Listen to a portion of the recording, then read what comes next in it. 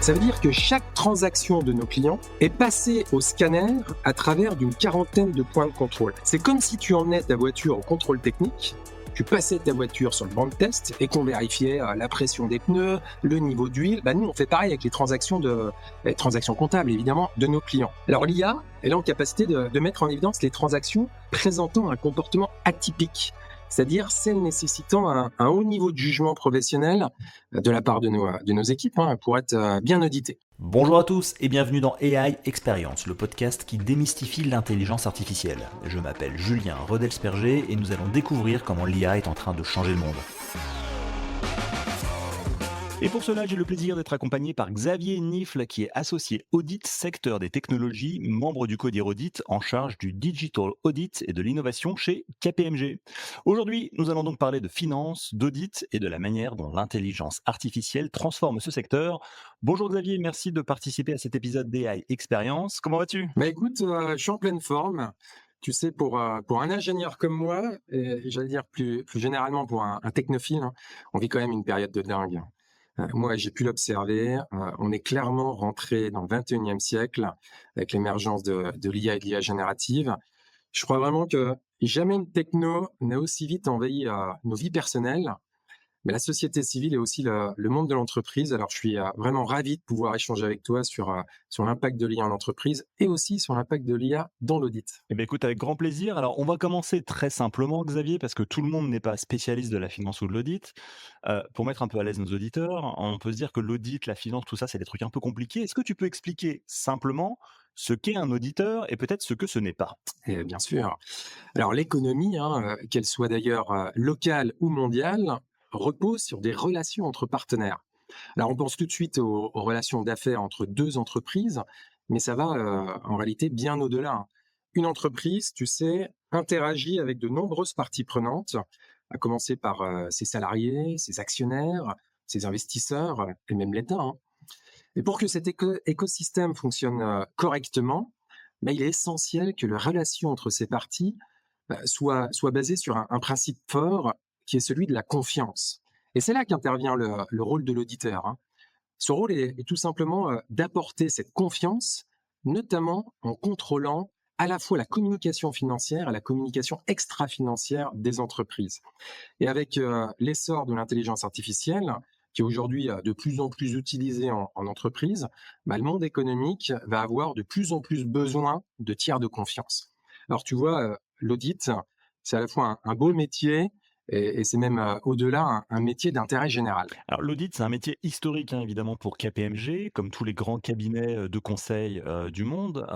Pourtant, on sait que l'IA est en train de changer les choses. Est-ce que selon toi, l'IA a le même impact au niveau des comptes de l'audit et de la finance sur une PME que sur une multinationale? Et surtout, qu'est-ce que ça change en ce moment de parler d'IA quand on parle d'audit? Alors comme toute nouvelle technologie, l'IA a un certain coût et nécessite donc des investissements élevés. Et on a pu observer que les premiers utilisateurs de l'IA sont les grandes entreprises, t'en parlais, les multinationales. D'ailleurs, dans notre récente étude sur l'impact de l'intelligence artificielle dans la fonction finance, on a relevé que 85% des entreprises de moins de 500 millions de chiffre d'affaires, c'est-à-dire les PME et les ETI, n'utilisaient pas du tout l'intelligence artificielle. Alors on peut se poser la question, pourquoi ? J'y vois trois principales raisons. La première, c'est qu'il y a un certain coût, je te le disais, et tu as pu le voir dès ces derniers jours. OpenAI a annoncé l'arrivée de GPT 4.5, et cette version de GPT est 100 fois plus chère que GPT 4o. Et à l'inverse, il y a quelques semaines, DeepSeek est arrivé sur le marché et a bouleversé, on va dire, le monde en introduisant un modèle qui est à la fois assez économique et aussi peu consommateur et d'énergie. Et d'ailleurs, lors de la dernière REF du MEDEF qui était en août dernier en France, tu as le président directeur général d'EDF, Luc Rémont, qui partageait avec nous sa réflexion sur le fait que l'IA aujourd'hui, à faire poser une question à ChatGPT, ça revient à se faire couler d'un point de vue énergétique, une tasse et 2 cafés. Mais finalement, il y a quelques années, c'était plutôt 3 tasses, 4 tasses. Donc finalement, les nouveaux modèles vont être beaucoup moins consommateurs d'énergie et aussi beaucoup moins chers. Alors, je te parlais de 3 raisons. Donc, la première, c'est le coût, c'est les investissements. Les 2 autres, c'est la confidentialité des données et aussi la complexité réglementaire. Et là, je peux que recommander aux PME et aux ETI d'être bien accompagnés dans leurs projets d'IA. Et c'est ce que nos équipes du consulting IT font au quotidien. Alors, au-delà de ce type de projet très spécifique, les PME vont pouvoir bénéficier de l'IA aussi grâce à leurs partenaires. Alors, par exemple, chez nous, chez KPMG, on fait bénéficier nos solutions boostées à l'intelligence artificielle à tous nos clients, que ce soit les grandes multinationales, mais aussi les PME très locales. Et puis, à moyen terme, je dirais que l'IA va être embarquée dans toutes les solutions des éditeurs de logiciels. C'est déjà le cas avec les dernières versions des très grands ERP, mais aussi sur des logiciels qui sont plus accessibles à une PME et une ETI. Et je pense en particulier à la dernière version de Sage, qui est un logiciel de comptabilité. Alors tu citais, l'étude de KPMG, effectivement, j'en ai pris connaissance et il y a un chiffre qui m'a intéressé qui dit que 73 des entreprises utilisent déjà l'IA pour produire des données financières. Alors ça veut dire quoi, concrètement, utiliser l'IA pour produire des données financières? Et puis, surtout, est-ce qu'il y a un risque pour les entreprises qui ne s'y mettent pas et quels sont ces risques? C'est vrai, et on a voulu mesurer finalement la rapidité d'adoption de l'IA en entreprise. Et pour cela, on a interrogé et interviewé 2900 directions financières partout dans le monde, dans les grands pays de la tech, les US, la Chine, l'Europe, et puis dans des pays émergents. Et on a pu constater que la maturité des entreprises en matière d'IA est très disparate. Alors, je vais donner un exemple. Il y a 18% des entreprises qui commencent seulement à s'intéresser à l'intelligence artificielle et qui ont démarré quelques projets autour de l'IA. Alors, je dînais il y a quelques mois avec le directeur de la communication financière d'un groupe français coté, et il m'expliquait qu'il utilisait l'IA pour préparer sa communication financière, c'est-à-dire son communiqué de presse. En fait, il préparait lui-même une première version et il proposait à son directeur financier une version plus optimiste et une version plus pessimiste, à charge ensuite au directeur financier de retenir celle qui correspondait au mieux, on va dire, quelques jours avant la communication financière. Voilà un exemple d'une société qui utilise l'IA, mais j'allais dire qui est un beginner, quoi, en quelque sorte, qui s'y intéresse seulement. Et puis, à l'inverse, à contrario, on a pu mesurer que 24% des entreprises sont considérées comme des leaders, c'est-à-dire des précurseurs dans l'utilisation très active de l'IA au sein de la fonction finance. Alors, je vais te donner un autre exemple. Dans le monde des assurances, qui est quand même un secteur d'activité très complexe, eh bien, les assureurs utilisent de plus en plus l'IA pour déterminer les primes d'assurance. Et ça a un impact direct dans la production des états financiers. Alors, avec ces 2 exemples, tu vois bien qu'on perçoit une différence importante de maturité entre entreprises. Alors, je dirais que l'enjeu des entreprises en matière d'IA, c'est bien de passer du concept à l'industrialisation, et pas seulement au niveau de la fonction finance, mais bien de passer à l'industrialisation dans toute l'organisation. Les produits, les offres, les opérations, le marketing, les RH même, c'est-à-dire partout dans toute l'organisation. Et je vais te donner 2 autres exemples. Carrefour, qui est l'un des acteurs à avoir communiqué le premier sur l'utilisation de l'IA dans les ventes, dans son offre en quelque sorte, qui a lancé une plateforme dès 2023 qui permet à tout à chacun qui se connecte sur le site de poser une question à un chatbot et de lui dire tiens, par exemple, ce soir, je reçois 4 convives à dîner et j'aimerais que tu me proposes une recette facile. Je sais qu'ils aiment la cuisine, la cuisine italienne. Voilà, qu'est-ce que tu me proposes? Moi, je suis pas très bon cuisinier, donc il faut que ça soit rapide. Et le chatbot répond en proposant des tagliatelles la carbonara, par exemple, et vous propose ensuite, évidemment, la liste de courses que vous pouvez acheter directement sur le site. Ça, c'est un exemple très concret d'utilisation, j'allais dire, massive, industrialisée au sein des ventes et du business. Et puis, un autre exemple, là plutôt au niveau du support, donc au sein de l'organisation, c'est Bouygues Telecom qui a annoncé il y a déjà quelques mois l'utilisation de l'IA à très grande échelle au sein de son service client. C'est-à-dire que vous êtes un abonné de Bouygues Télécom, vous appelez le service client, vous tombez sur un opérateur et la conversation elle est enregistrée et elle est analysée par une IA générative qui va ensuite faire un résumé. Comme ça, si vous rappelez l'opérateur pour une autre question, celui qui va vous répondre aura le résumé et va pouvoir, être plus pertinent dans sa réponse. Alors voilà, ça c'est deux bons exemples qui illustrent bien l'industrialisation ou une industrialisation qui est réussie. Alors on peut se poser la question, alors comment faire pour industrialiser? Pour moi, il faut déjà être bien accompagné, je vous le disais, et nos équipes sont sollicitées tous les jours par des clients qui veulent passer à l'échelle. Et puis aussi, il faut savoir adopter une bonne stratégie IA. Et chez nous, chez KPMG, on a d'abord lancé énormément de projets. On a tiré tout azimut en quelque sorte. Et il s'est avéré que c'était très décevant. On a eu des résultats qui étaient pas bons.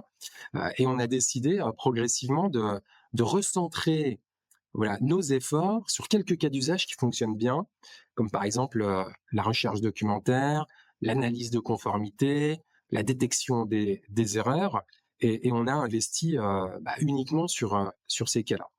Alors mon conseil, c'est qu'il faut se lancer, car si on le fait pas, finalement, on risque de se retrouver en retard compétitif par rapport aux pairs, aux autres entreprises du même secteur d'activité, qui elles, pour le coup, avancent.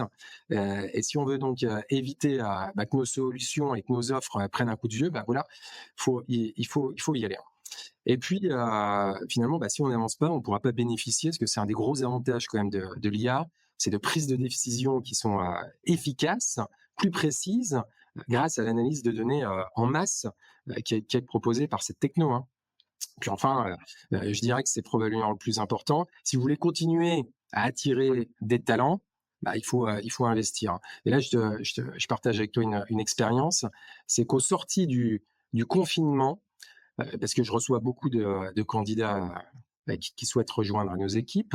La première question à des jeunes diplômés, c'était est-ce que vous proposez des jours de télétravail, combien de jours par semaine? C'est à peu près une des plus grandes questions. C'est assez triste, mais c'est comme ça. Et aujourd'hui, les étudiants me demandent, est-ce que vous avez intégré des solutions d'IA dans votre delivery model au quotidien? Est-ce qu'on va pouvoir utiliser en quelque sorte un copilote qui va nous permettre d'être plus efficace? Donc si on tourne pas et si on bascule pas à l'ère de l'IA, je vais dire, le métier sera plus attractif. D'accord. Alors, si on se parle aujourd'hui, c'est pour parler d'IA, tu parles d'industrialisation de l'IA, et tu le sais aussi que IA générative n'est qu'une composante de l'IA qui existe depuis 50, 60, 70 ans dans les labos de recherche, etc. Alors, j'ai plusieurs questions sur ce sujet avec toi, mais est-ce que vraiment c'est cette révolution de l'IA générative qui a poussé l'ensemble des entreprises à s'intéresser à l'IA? Et est-ce que KPMG s'intéressait déjà à l'IA avant ChatGPT, avant l'IA générative, et qu'est-ce que ça a changé pour vous?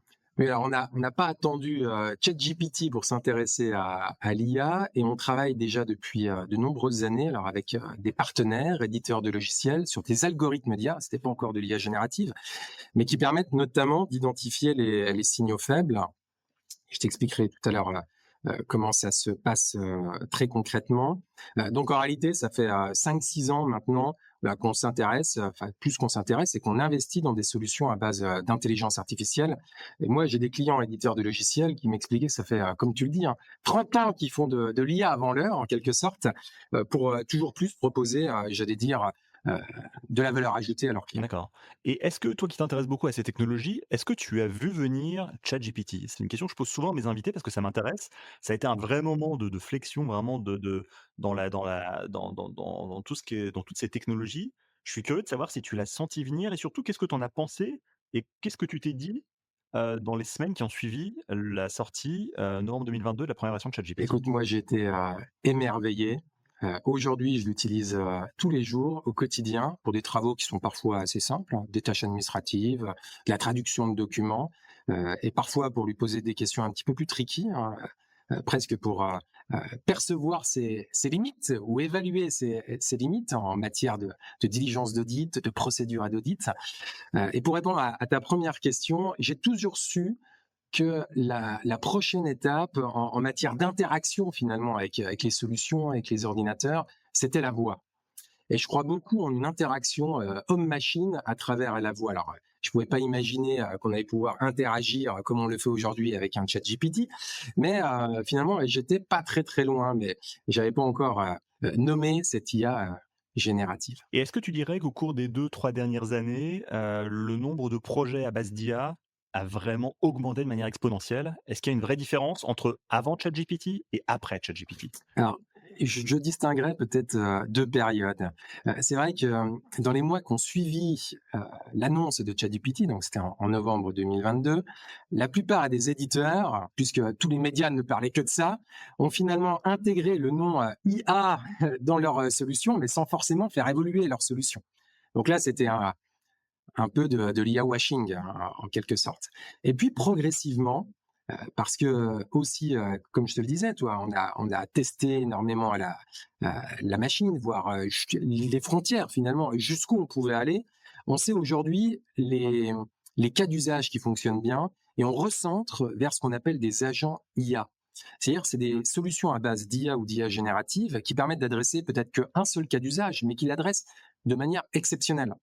Et donc aujourd'hui, les éditeurs de logiciels et nous aussi en interne, on développe des solutions qui font pas tout, mais qui sont centrées sur quelques cas d'usage qui fonctionnent très très bien. D'accord. Alors, en préparant cette émission, on parlait de signaux faibles, qui sont ces informations qui peuvent éventuellement dire à un auditeur: «Attention, cette entreprise est peut-être en danger» ou peut-être qu'elle a pris des mauvaises décisions et qu'il serait temps de regarder un peu les choses plus en détail, sans attendre la clôture des comptes.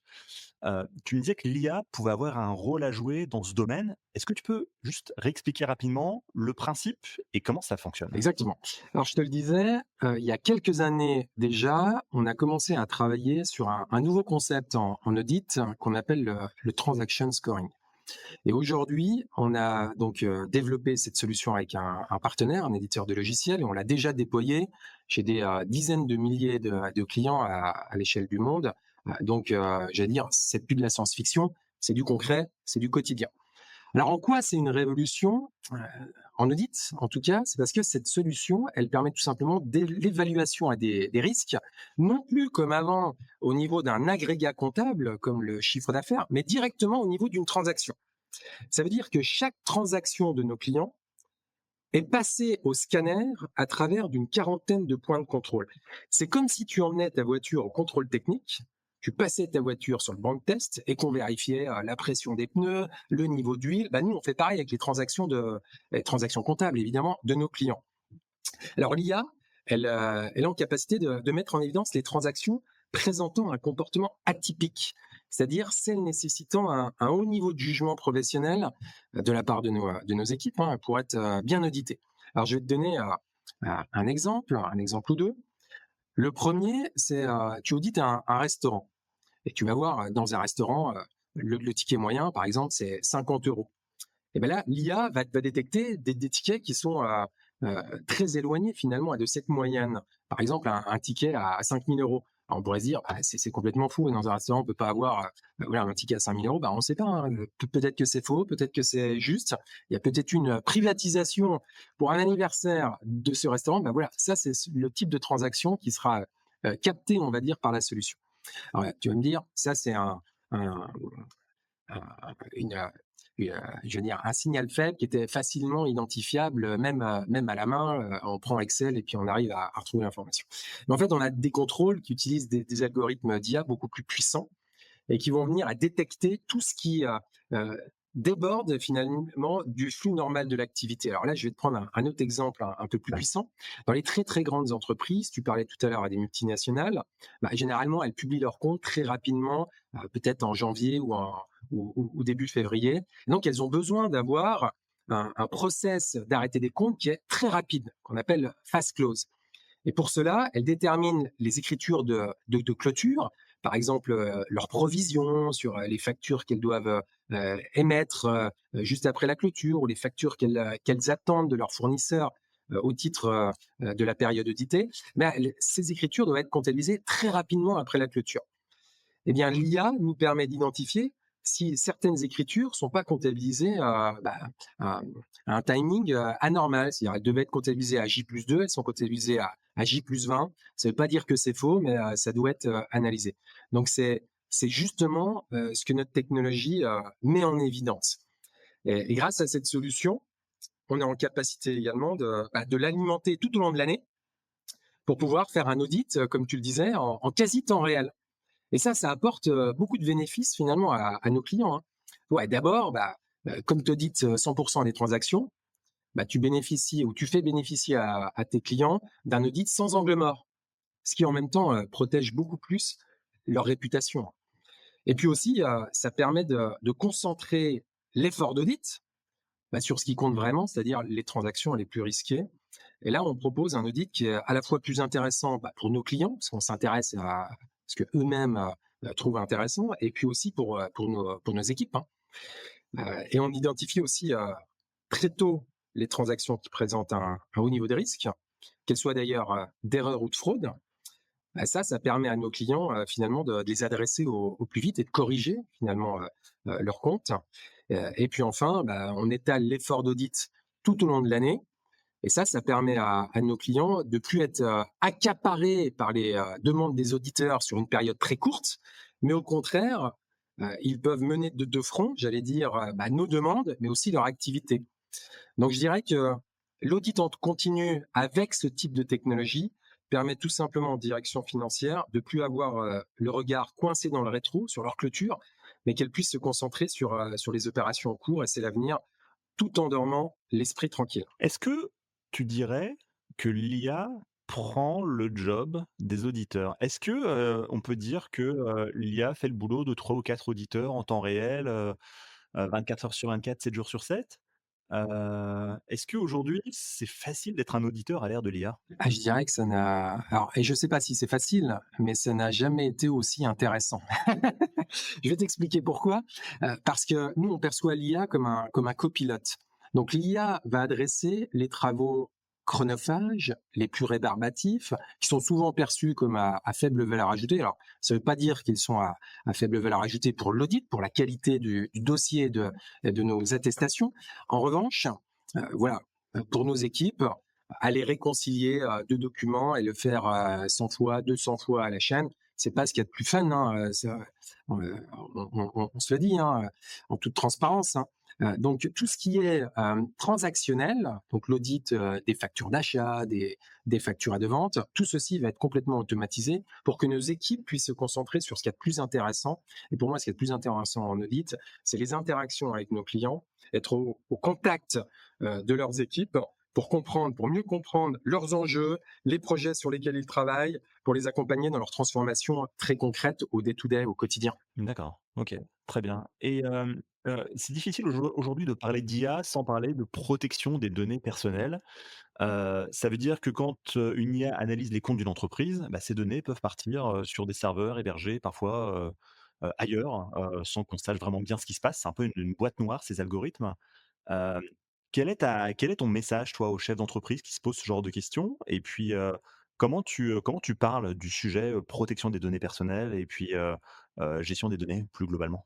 C'est une vraie bonne question, Julien. Car en fait, tu l'observes bien, hein, il y a pas une journée où une entreprise, et j'allais dire même une minute, où une entreprise ne subit pas une attaque cyber. Alors la protection des données, pour nous, finalement, elle est au cœur de notre ADN. euh, et on va avoir la même exigence de qualité, de sécurité avec les données qu'on collecte de nos clients, et on en collecte beaucoup, qu'avec nos propres données. Et j'allais dire, les données les plus sensibles, eh bien, finalement, on a choisi d'utiliser nos propres serveurs qui sont localisés dans nos locaux à la Défense, à la Tour Écho, et qui sont exploités par nos équipes. Mais au-delà, finalement, et pour adresser le risque cyber, je pense il est important de mettre en place une bonne gouvernance autour des projets IA. Et tu le disais, c'est souvent perçu comme une boîte noire. Et donc, comment faire? Finalement, je pense que déjà, à la base, il est important de bien acculturer les équipes aux enjeux liées à l'IA, mais aussi aux risques et aux opportunités, parce que ça reste une technologie qui est très émergente. Et c'est justement, j'allais dire, à ces aspects, que ce soit gouvernance, sécurité des données, mise en place aussi de procédures de contrôle interne, ce sont ces aspects que nos clients souhaitent être accompagnés, avoir une revue critique de leur projet IA. Et dans l'étude que tu as citée, on a pu observer que 64% des entreprises dans le monde souhaitent que leur auditeur évalue très concrètement leur utilisation de l'IA dans la production de l'information financière. Et c'est pour ça qu'on a déployé, on va dire, et développé une méthodologie qu'on appelle Trusted AI. C'est une offre en quelque sorte qui permet de s'assurer que toute l'implémentation des projets IA l'a été dans les règles de l'art d'un point de vue gouvernance, données et procédures de contrôle interne. D'accord, donc ce que j'entends, c'est que les données d'une entreprise, qui partent, chez vous, par exemple, vont pas finir sur un serveur d'OpenAI en Californie pour entraîner les nouveaux LLM de ChatGPT, par exemple? Chez nous, toutes les données sensibles sont dans nos locaux, dans notre tour. Alors, ça ne veut pas dire qu'on n'utilise pas ChatGPT, mais on va utiliser une brique de ChatGPT qui nous est fournie, par exemple, par Microsoft et qui est sécurisée sur des serveurs dédiés à KPMG. Alors, tu parlais tout à l'heure de, prévenir et détecter la fraude. C'est un sujet qui est important en matière d'audit, de certification des comptes. Dans l'étude KPMG, c'était noté que 70 des entreprises utilisent l'IA pour détecter, prévenir la fraude. Ça veut dire quoi? Tu peux donner quelques exemples concrets? Quel type de fraude les IA peuvent détecter?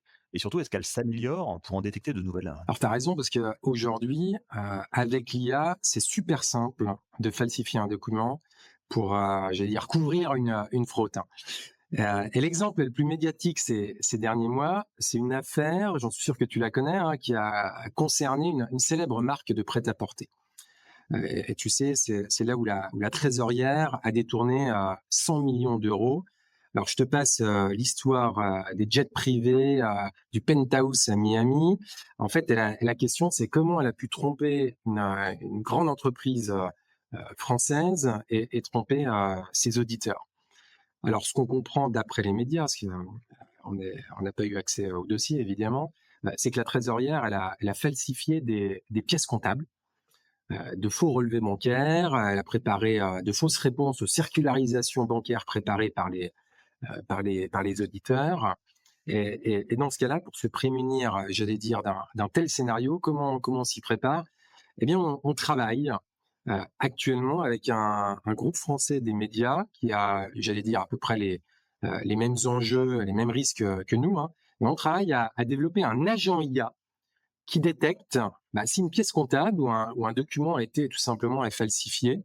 Alors, l'agent IA, il va également détecter les deepfakes. Donc ça, c'est pour le groupe de médias qui sont trop souvent présents, j'allais dire, sur les réseaux sociaux.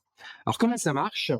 L'IA, elle vérifie les métadonnées du fichier, la structure interne en quelque sorte du document. Elle vérifie le contexte, la cohérence de l'image. Voilà, s'il y a des pixels qui ont été rajoutés. Elle regarde les arrière-plans, les polices, et tout ceci pour déterminer si le document est authentique ou s'il s'agit d'un fake. Voilà, c'est la technologie qui va nous aider à vérifier si d'autres technologies ont falsifié un document. D'accord, et ça, sur toutes les pièces comptables, sur tous les documents comptables? On le déploiera pas sur 100% des documents comptables qui sont fournis par nos clients, parce que ça nécessiterait finalement des quelques millions de calculs. En revanche, dès que nos équipes d'audit vont avoir un doute sur un document, elles vont passer ce document, c'est un autre scanner en quelque sorte. Je te parlais d'un scanner pour le transaction scoring. Là, c'est le deuxième scanner qui vérifiera l'authenticité du document, un peu à la manière des billets de banque quand vous allez dans un commerce, il vérifie si le billet est un vrai ou un faux. D'accord. La gestion des fraudes, ça peut aussi fonctionner, je pense, dans le cadre des notes de frais, des frais de déplacement professionnels. C'est souvent un enjeu aussi qui est un peu important pour les entreprises, parce que selon les politiques internes, il peut y avoir aussi un peu de liberté prise par. Exactement, et c'est ce type de solutions qui seront utilisées également en entreprise. D'ailleurs, à terme, on proposera, pourquoi pas, à certains clients non audit, parce qu'on peut pas proposer nos solutions à des clients audit, mais pour des question d'indépendance d'ailleurs, mais on proposera à d'autres clients nos solutions, notre technologie, parce on est très avancé dans certains domaines. Et comme tu le dis, ça peut intéresser les entreprises dans leur quotidien pour détecter la fraude, par exemple. OK, très bien. Alors, tu parlais tout à l'heure du fait que l'IA était là pour accompagner, augmenter les auditeurs. C'est quoi l'équilibre à trouver entre les algorithmes d'IA d'un côté et le bon sens humain de l'autre? Dans quel contexte l'IA est plus performante que l'humain et vice versa? Ouais, je dirais que aujourd'hui, et je m'en aperçois tous les jours en échangeant avec mes équipes, avec mes clients, c'est que l'IA, elle fascine tout autant qu'elle m'inquiète. Elle inquiète parce que souvent, en fait, et c'est très naturel, hein, on pense que une telle technologie est disruptive peut finalement remplacer les hommes, les professionnels, et puis qu'on va se retrouver sans job, au chômage. Alors, je voudrais qu'on prenne tous collectivement un peu de recul, hein, parce que c'est loin d'être la première technologie disruptive qui arrive sur le marché, hein.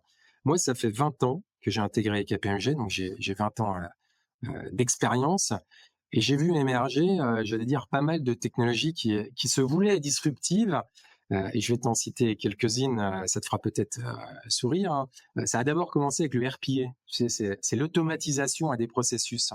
Ensuite, le data analytics, donc l'analyse des données de masse. Le cloud, enfin, il y en a eu beaucoup, hein. Et pourtant, j'allais dire, la place de l'auditeur en tant que professionnel, en tant que personne humaine, hein, n'a jamais été aussi centrale dans notre métier. Alors, comment l'expliquer? Je dirais que tout simplement, ce que recherchent chez nos clients, ce qu'ils recherchent avant tout, c'est l'expérience humaine, c'est l'expérience d'audit. Et nous, on considère que cette expérience, elle est digitale pour l'audit des transactions routinières, hein, je te le disais tout à l'heure, l'audit des achats, des ventes. Et en revanche, sur les opérations les plus complexes, et je pense en particulier aux acquisitions, aux grands contrats complexes, aux zones de jugement, d'estimation, ce qui est important, ce qui a de la valeur pour nos clients, et bien sur ces transactions, nos clients, ils ont besoin de professionnels qui ont de l'expérience, qui ont de l'expertise et qui savent prendre du recul, qui ont tout simplement de la hauteur de vue. Et surtout, ce qu'ils recherchent, où j'allais dire, et en plus, hein, c'est s'ils peuvent avoir, il faut qu'ils aient confiance. Et confiance dans des personnes qui parfois les connaissent depuis 10 ans, 20 ans, 30 ans. Et ça, cette confiance, cette expérience, l'IA pourra jamais vous la donner, hein. Alors tu vois, moi je crois beaucoup en l'intelligence euh, qui est pas intelligence artificielle, mais je crois beaucoup en l'intelligence qui est hybride, c'est-à-dire une intelligence qui sait autant créer de la valeur que créer de l'émotion, et surtout qui s'appuie sur encore une fois sur la confiance qui est le pilier finalement de notre métier. Avec le recul, est-ce que selon toi l'expérience humaine dont tu parles pour un auditeur était la même il y a 20 ans qu'aujourd'hui? Est-ce qu'il y a des différences dans cette approche justement? Tu parles de l'approche d'audit. Je parle de l'expérience humaine en tant qu'auditeur. Est-ce que l'expérience d'audit, faite par un auditeur était la même il y a 20 ans qu'aujourd'hui ou est-ce qu'elle a changé, à cause ou grâce, justement à toutes ces technologies dont l'IA? Alors le métier, l'audit a beaucoup évolué ces 20 dernières années, sous l'impulsion du régulateur et de grandes affaires, en particulier de l'autre côté de l'Atlantique, hein, aux US. On se souvient tous de l'affaire Enron. Voilà, donc le régulateur a renforcé finalement les procédures devant être réalisées par les commissaires aux comptes, enfin par les auditeurs. Et on est rentré dans un monde, j'allais dire, où la compliance prenait le pas sur l'expérience humaine. Et c'est là où la technologie finalement, a permis de craquer ce constat, puisque tout ce qui est compliance, la technologie, en particulier l'IA, permet de le faire. Et on revient progressivement à ce qui manquait peut-être dans notre métier euh, il y a quelques années, c'est-à-dire c'est cette expérience. Parce que, comme je le rappelais, nos clients, ce qu'ils attendent avant tout, c'est qu'on puisse partager avec eux ce que le marché préconise, ce qu'on a pu observer chez d'autres acteurs. Ils ont besoin de confiance dans les réponses qu'on peut leur apporter. Voilà, et bien entendu, hein, ouais, je ne suis pas sûr d'avoir aussi confiance dans une techno, dans les réponses de l'intelligence artificielle, que dans les réponses de nos professionnels qui ont 20 ans d'expérience. Ouais, je comprends. C'est intéressant ce dont tu parles parce que finalement, quand on parle d'IA, il y a un sujet clé également dont on parle souvent, c'est le sujet des hallucinations. En 2 mots, c'est quoi une hallucination? C'est le fait que l'IA invente des faux noms, fausses informations, fausses données avec une conviction qui est parfois assez surprenante. Si demain une IA commet une erreur avec des données financières, si elle souligne des choses qui n'existent pas ou si elle invente des données ou si elle manipule des données, qui est responsable? Alors c'est un bon point. Heu, c'est une bonne question.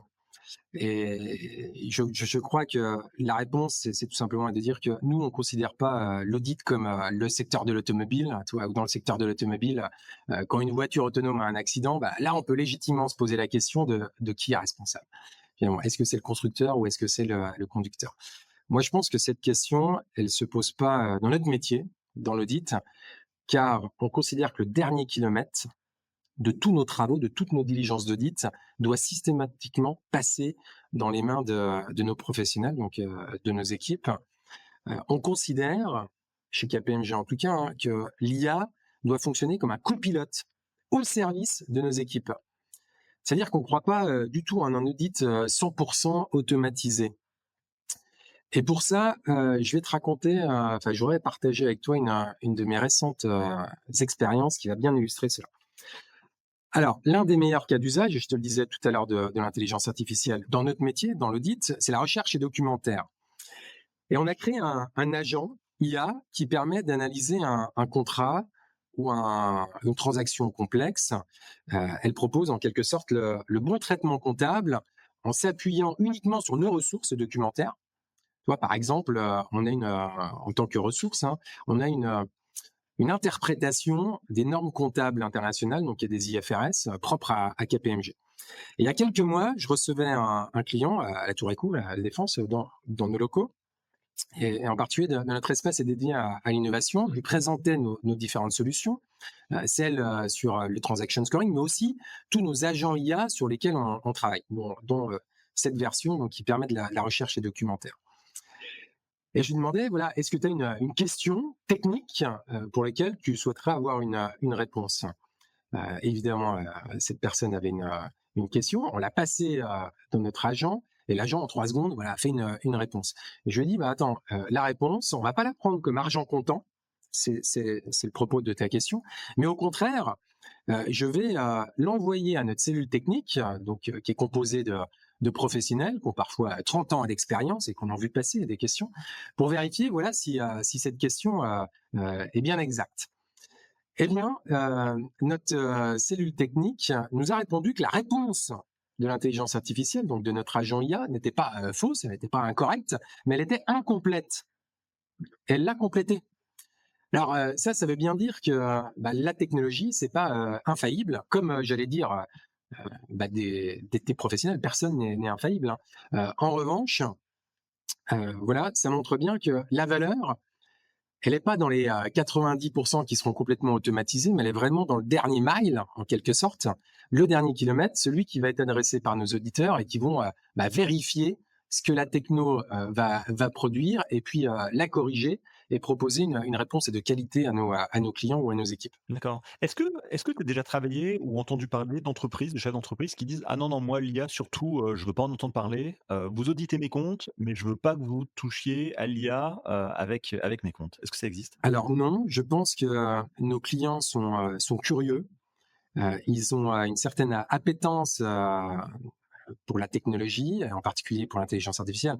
Alors, tu sais, en France, depuis 3 ans, on ne parle que de ChatGPT. Enfin, ouvre les médias dans n'importe quelle chaîne, il n'y a pas une journée où on te cite pas le nom de ChatGPT et de tout ce que peut faire ou de tout ce que fera demain ChatGPT. Donc, c'est vrai qu'il y a une certaine curiosité. Ça ne veut pas dire que tous nos clients utilisent au quotidien l'IA, mais ils s'y mettent progressivement et ils sont très curieux et très contents que leurs partenaires de confiance, donc leur auditeur, déploie des solutions. Alors ils sont aussi très prudents quant à l'utilisation de leurs données, hein, les données de leur entreprise. C'est pour ça, et c'est pourquoi on doit leur apporter le niveau de confort sur la sécurité, en quelque sorte, des données qui nous sont fournies. Et c'est ce que je t'expliquais tout à l'heure, hein. Nous, les données les plus sensibles, on les traite à la maison en quelque sorte. D'accord. Est-ce qu'il y a des prérequis nécessaires pour qu'une entreprise puisse analyser ou faire analyser ses comptes avec l'IA, en termes de déploiement? Est-ce qu'il y a des manipulations à faire côté entreprise ou tout se fait côté KPMG, côté auditeur? Nous, on récupère, heu, pour alimenter nos solutions à base d'IA, les mêmes données qu'on récupérait il y a 5 ans ou il y a 10 ans, hein. Ça va être, un grand livre avec l'ensemble des écritures comptables et évidemment, plus, la qualité de l'information, collectée sera fine, plus on aura de détails finalement et qu'on aura accès à toutes les activités liées à la comptabilité, plus on va pouvoir approfondir nos analyses et proposer à nos clients cette fameuse nouvelle expérience et d'audit, c'est-à-dire leur apporter un regard nouveau sur leurs transactions, sur leur environnement de contrôle, finalement, au sens large, sur leur organisation. Donc j'allais dire, on s'adapte à la disponibilité, à la qualité de l'information disponible. On part où on peut, enfin, on peut, avec tous nos clients, on arrive à leur proposer, on va dire, un certain degré d'audit digitalisé. Et puis, plus sont équipés, plus ils ont un niveau de maturité qui est élevé en matière d'IA et de données, plus on va pouvoir leur apporter de la valeur. D'accord, très bien. Mais écoute, merci beaucoup. Xavier, peut-être une dernière question parce que, on sait que KPMG, comme tous les grands cabinets d'audit, recrute beaucoup, d'étudiants futurs diplômés, au sein des écoles de commerce et des écoles de management en France. Petite question pour eux, sans doute, qu'est-ce que l'IA va changer pour ces futurs diplômés d'écoles de commerce? Et surtout, quel message est-ce que tu souhaiterais leur faire passer? Ah, tu sais, j'envie beaucoup ces nouvelles générations qui vont rejoindre le marché du travail là, dans les mois, dans les années à venir, parce qu'on vit quand même l'émergence d'un nouveau monde, hein, en quelque sorte. Hein. Alors, ce que j'aimerais leur dire, c'est déjà de pas avoir peur, parce que pour moi, le monde de demain sera plus intéressant que le monde d'hier, ou ne serait-ce que le monde que j'ai, le monde d'entreprise, hein, j'entends, hein, que j'ai découvert il y a 20 ans en intégrant le cabinet. En tout cas, il sera meilleur et plus intéressant pour tous ceux qui savent s'adapter. Et contrairement à ce qu'on pourrait croire, je dirais que l'IA dans l'audit va renforcer, ça je te le disais, les relations humaines, d'ailleurs tant avec nos clients qu'au sein même et du cabinet.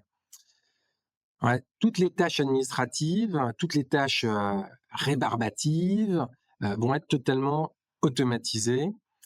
Et ça veut dire qu'on va pouvoir on va pouvoir aller un cran plus loin dans la relation avec nos clients et vraiment se concentrer sur ce qu'il y a de plus intéressant dans notre métier, c'est-à-dire les interactions avec nos clients, la fameuse relation humaine.